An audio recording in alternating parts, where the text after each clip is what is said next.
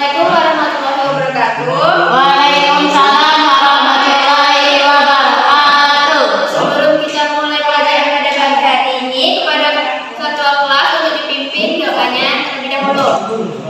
Muhammad, sebelum kita memulai pelajaran kali ini, berdoa mulai.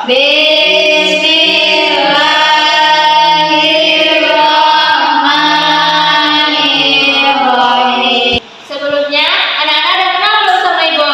Belum. Perkenalkan, nama Ibu Nindi. Di sini guru baru, mungkin kalian belum ada yang pernah lihat Ibu ya? Belum. Hari ini semuanya masuk kan? Masuk. Kita absen dulu ya. Ya, Bu. Bu Salma, Adriana, Tika Damayati, Hadir, Ibu. April Lastri, hadir Bu. Lesti Fitriani, hadir semua ya. Ya. Sebelum kita memulai materinya, kita nonton video dulu ya. Tapi dari video ini nanti di akhir Ibu ada pertanyaan buat kalian. Jadi kita simak videonya sama-sama, oke? Ya, Bu.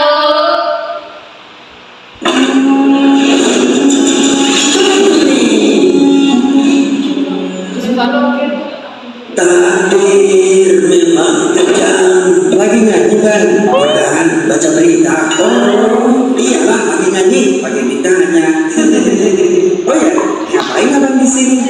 Lagi pesen martabak. Serius? Bukannya di sini hanya jualan kopi ya? Nah, tuh tahu. Kenapa masih nanya ngapain di sini? Kalian keselin banget sih. Maksudnya kenapa seharian ngopi mulu? Gak ada kegiatan lain apa? Emang mau ngapain lagi? Bukannya semua yang akan terjadi padaku sudah ditentukan oleh Allah. Seorang dokter, jika 5 tahun lalu Bang Supri mau melanjutkan kuliah kedokteran, tapi Bang Supri memilih tidak melanjutkan kuliah dengan senang-senang. Keduanya sama-sama terjadi atas kehendak Allah, tapi Bang Supri yang memilih menjadi pengangguran sekarang. Anak-anak tahu nggak sih kodar dan kodar itu apa? Tahu, Bu. Takdir baik dan takdir buruk. Itu Bu, rukun iman. Kodar itu memiliki beberapa pengertian, yaitu hukum, keputusan, ketetapan, dan kehendak. Sedangkan kodar yaitu adalah kepastian, ukuran, kekuasaan, perwujudan, dan kehendak itu sendiri. Kalau kodar itu adalah ketetapan Allah terhadap segala sesuatu sejak zaman Azazali. Zaman Azazali itu adalah zaman ketika segala sesuatu belum tercipta. Kalau kodar adalah perwujudan kehendak Allah Subhanahu Wa Taala terhadap semua makhluk hidupnya dalam ukuran dan bentuk tertentu sesuai dengan ridha Allah. Dibagi menjadi dua, anak-anak. Yang pertama ada mu'alaf itu adalah sesuatu atau takdir, ketentuan Allah yang mengikuti peran manusia melalui usaha atau ikhtiarnya. Kalau mudah itu adalah takdir Allah yang berlaku pada manusia dan tidak diberi peran untuk mewujudkannya atau dirubah. Ada beberapa contoh takdir mu'alaf. Pertama, kepandaian. Kepandaian seseorang itu bisa berubah saat kita mau berusaha untuk belajar. Kalau misalnya kita nggak belajar, kira-kira kita bakal pintar nggak? Tidak. Jadi kalau misalnya kita mau pintar dan mau bisa, kita harus berusaha untuk belajar. Kesehatan itu bisa dirubah nggak? Enggak, Bu. Bisa. Akan pola hidup sehat, kira-kira kita bakalan sehat terus nggak? Tidak. Kita bisa sakit kan? Iya. Jadi kita harus menerapkan hidup sehat dan merawat diri kita agar sehat terus. Kemudian ada kemakmuran atau kekayaan. Kira-kira kalau kita mau kaya, kita harus bekerja nggak? Iya. Kalau kita nggak bekerja, kira-kira kita bisa jadi orang kaya nggak sih? Tidak. Jadi Itu ada takdir mudah. Contohnya itu adalah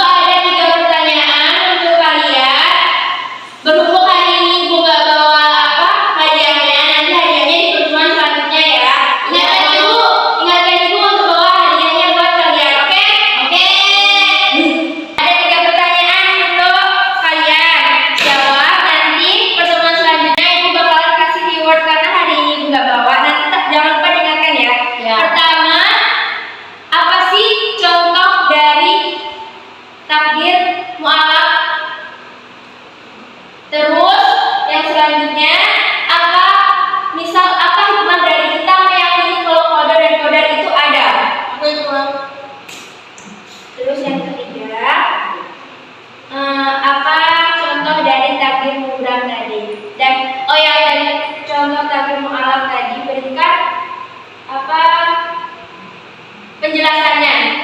Oke? Oke, Bu. Siapa Mikir dong. siapa yang mau jawab nomor 1? Aku. Ayo pada Maiden maju ke depan. Yang lain tolong didengarkan ya. Nomor 3, Bu.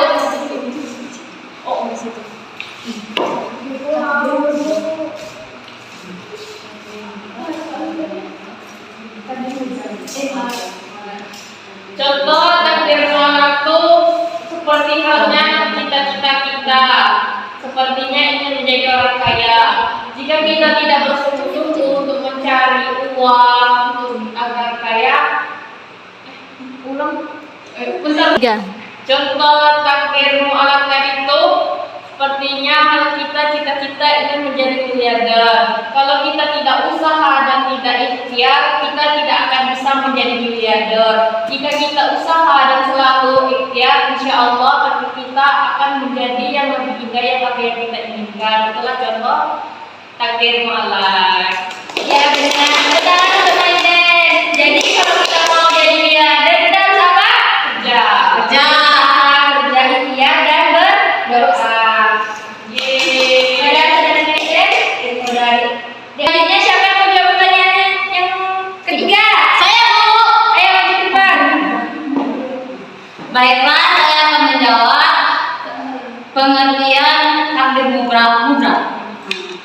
Takdir mubrah itu adalah takdir yang tidak bisa kita ganti atau tidak bisa kita rubah. Contohnya kematian, orang tua, terus kelahiran, dan lain-lain.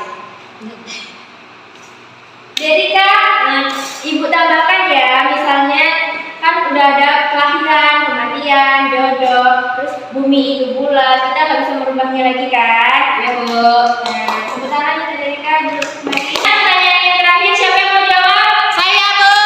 Ayo Nancy maju ke depan, jawab pertanyaannya. Hikmah dari kita meyakini qadar dan qadar itu, yang pertama itu kita meningkatkan keimanan, ketakwaan, terus kita keimanan dan ketakwaan kita kepada Allah Subhanahu Wa Taala.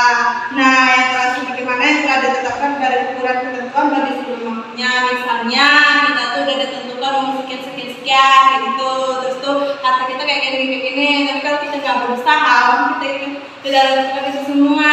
Sekian dari saya, Bu. Nah itu tadi pelajaran dari kita. Kira-kira ada yang belum paham atau ada yang mau ditanyakan? Sudah paham, Bu? Baiklah, itu tadi materi dari Ibu untuk pertemuan hari ini. Bila ada salah Ibu minta